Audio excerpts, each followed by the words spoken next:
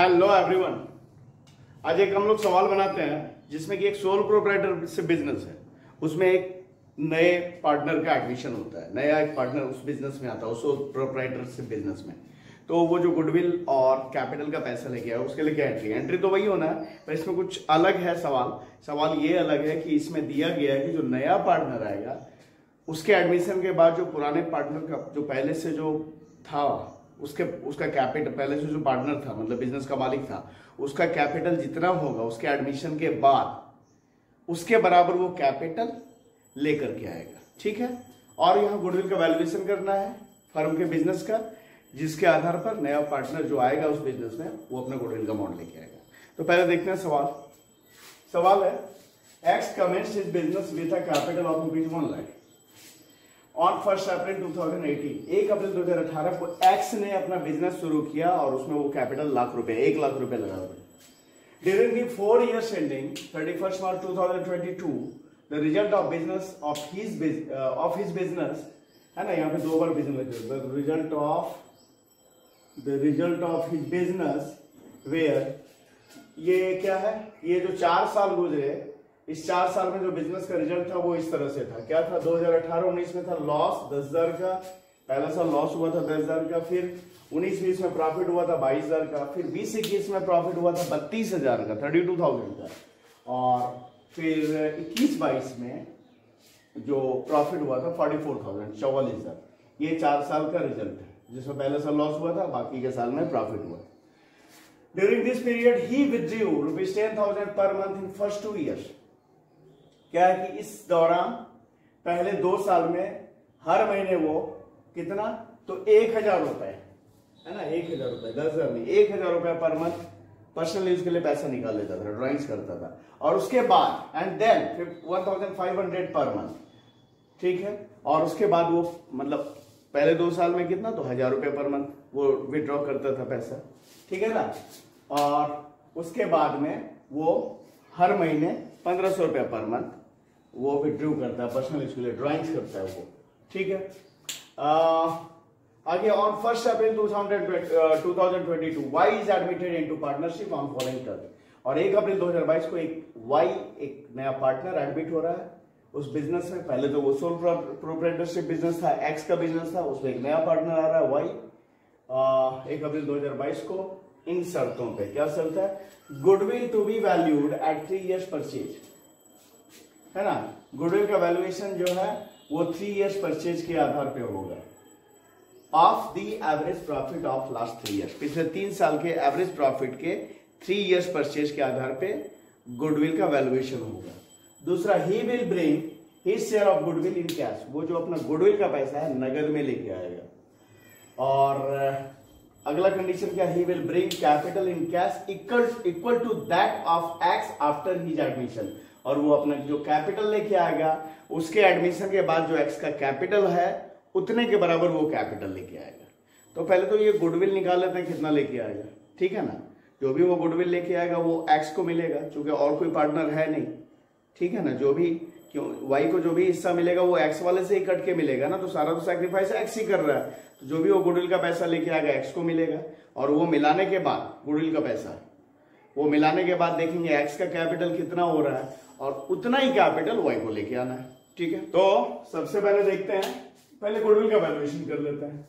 क्या है गुडविल का वैल्यूएशन के लिए कि goodwill to be valued at 3 years purchase of the average profit of last 3 years। Goodwill का वैल्यूएशन कैसे करना है, तो पिछले 3 साल के एवरेज प्रॉफिट के, जो भी 3 साल का एवरेज प्रॉफिट होगा उसका 3 years परचेज के बराबर करना है। तो पिछला 3 साल में कौन आएगा भाई, यहाँ पे 4 साल का दिया हुआ है, ये है ना 21-22 वाला, फिर 20-21 वाला, फिर 19-20 वाला, फिर ये 18-19 में लॉस है। तो ये लॉस नहीं आएगा, इसलिए नहीं आएगा क्योंकि ये ठीक पिछला 3 साल में नहीं आ रहा है। ठीक पिछला 3 साल में कौन कौन सा आ रहा है, ये प्रॉफिट 44,000 21-22 वाला, फिर 32,000 का 20-21 वाला, और 22,000 का ये 19-20 वाला। यही ठीक पिछला 3 साल में यही 3 प्रॉफिट आ रहा है। ठीक है। हाँ, अगर ये नहीं रहता तब ठीक पिछला 3 साल में क्या आता, ये 32,000 आता, ये 22,000 आता, और ये 10,000 का लॉस भी आ जाता। पर वो ठीक पिछला 3 साल में नहीं आ रहा है क्योंकि पिछला 4 साल का दिया हुआ है रिजल्ट बिजनेस का, जिसमें पहला साल लॉस हुआ था, उसका दूसरा, तीसरा, चौथा साल जो है प्रॉफिट हुआ। तो जो दूसरा, तीसरा और चौथा साल है वो ठीक पीछे का 3 साल है, तो यही 3 साल का प्रॉफिट हम लेंगे। तो सबसे पहले तो एवरेज प्रॉफिट निकाल लेंगे।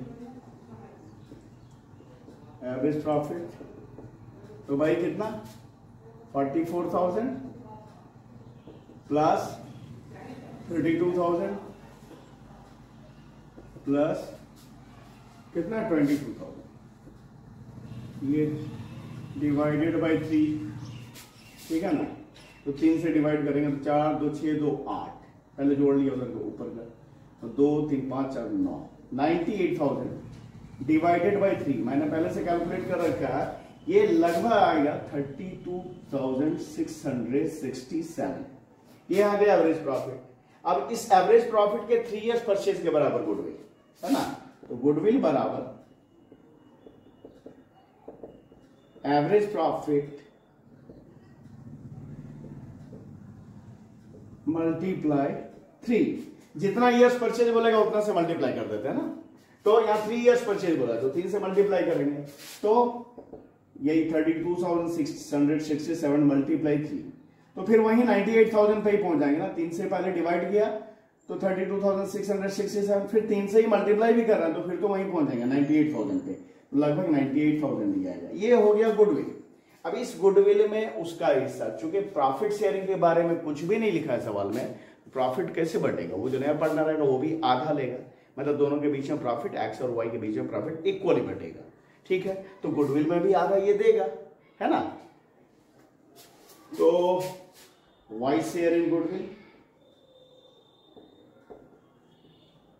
कितना होगा भाई, तो ये होगा 98,000 मल्टीप्लाई 1/2, मतलब 49,000, ये गुडविल का अमाउंट लेके आएगा वाई, ठीक है। अब हम लोग देख लेते हैं कि चूंकि बोला गया है कि वाई का कैपिटल कितना होगा, तो भाई उसके एडमिशन के बाद एक्स का कैपिटल जितना रहेगा उतना के बराबर वो उसका कैपिटल होगा, ठीक है। तो भाई सबसे पहले एक्स का कैपिटल कितना था, एक्स का कैपिटल था कितना 1 लाख, है ना, शुरू में। और इसका जो प्रॉफिट कोई लेने वाला नहीं था, जो भी प्रॉफिट या लॉस था सब इसी का था, उससे कोई लेने वाला नहीं था, क्योंकि उसका एक अकेला का सोल प्रोप्राइटरशिप बिजनेस था। तो कितना था भाई, तो पहला एक लॉस था, है ना, लॉस था, ऐड कर देते हैं, ऐड प्रॉफिट, तो प्रॉफिट कितना, तो पहला साल था लॉस कितने का 10,000 का, उसके बाद वाले साल में क्या था, प्रॉफिट था, कितना प्रॉफिट था भाई, तो 22,000 था प्रॉफिट, फिर 32,000 था प्रॉफिट, और फिर 44,000 था प्रॉफिट। तो इसे टोटल करें तो ये तीनों जुड़ जाएगा, ये घट जाएगा, तो आएगा 88,000। तो ये 88,000 का प्रॉफिट इसका है ना, पहला लॉस और बाकी के साल में प्रॉफिट, ये कुल मिलाकर जो फाइनल आया 88,000। तो इस तरह से इसका कैपिटल हो गया 1,88,000। और भी जुड़ेगा ना इसमें, 1,88,000 ये हो गया। ये ड्राइंग्स भी किया था पहले 2 साल में 1,000 पर मंथ, और उसके बाद के 2 साल में 1,500 पर मंथ, यानी 24 मंथ के लिए दोनों ड्राइंग्स था, है ना। तो अब करेंगे लेस ड्राइंग्स, तो 1,000 गुना 2 साल यानी 24 महीना, तो 24 बार, तो ये हो गया 24,000, ठीक है। और फिर 1,500 गुना 24, ठीक है। तो ये कितना हो जाएगा 12,000 और 6 18 गुने ये 36,000। इस तरह से ये ड्राइंग्स हुआ था, है ना। 2 साल का हुआ 24,000, 1,000 रुपया पर मंथ करके, और 2 साल का 1,500 करके 24 मंथ 36,000 मिलाकर हो गया ये कितना 4 2 6 4 6 10 और 3 2 5 1 6, तो 60,000 का ड्राइंग्स ये घटेगा इसके कैपिटल से, है ना। इतना तो निकाल लिया ना इसने, तो बच गया ये 1,28,000। और इसमें जुड़ेगा क्या बोला कि कैपिटल उसका कौन से कैपिटल, तो वाई के एडमिशन के बाद जो इसका कैपिटल होगा, तो वाई जो एडमिट होगा बिजनेस में आएगा, तो वो गुडविल का पैसा लेके आएगा, वो गुडविल का पैसा इसे मिलने वाला है, तो उससे भी तो उसका कैपिटल बढ़ेगा। Add goodwill brought in by Y. कितना भाई? तो उसे 49,000 लाना है, तो 49,000 लिया। तो अब इसका कैपिटल कितना हो गया सब मिलाकर? 8 9 17 4 2 6 1 7 1,77,000 है ना। किसका कैपिटल? X capital